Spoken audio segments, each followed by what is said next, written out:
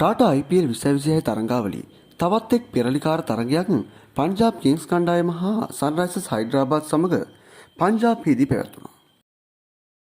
කාසිය වාසි දිනාගත් පංජාබ් නායක ශ්‍රේයස් අය්‍යර්ගේ ආරාධනයෙන් පන්දුවට පහර දීමට පැමිණි සන්රයිසර්ස් පිතිකරුවන් පන්දුවාර 20 අවසානයේ කඩලු 6ක් දැවී ලකුණු 219ක් රැස් කිරීමට සමත් වුණා.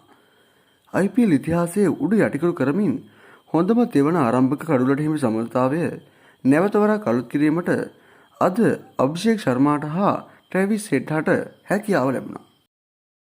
219 ඉලක්කය හඹා ගිය පංජාබ් කිංස් පිතිකරුවන් පන්දුවාර 18යි පන්දු 5ක් තුල කඩලු 4ක් පමණක් දැවී ඉලක්කය සපුරා ගත්තා.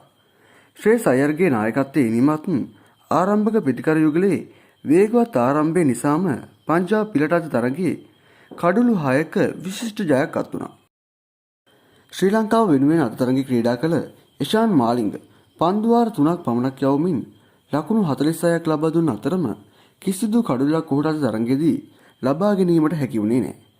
මේ අතර ඉදිරි තරග සඳහා නීති නායක පැට් කමින්ස් තේරීම් සඳහා යොදා ගනු ලබන බව පැවසීමත් සමගම ඉෂාන් මාලිංගගේ IPL ගමන පිළිබඳ ප්‍රබල සැකයක් මතුවෙනවා.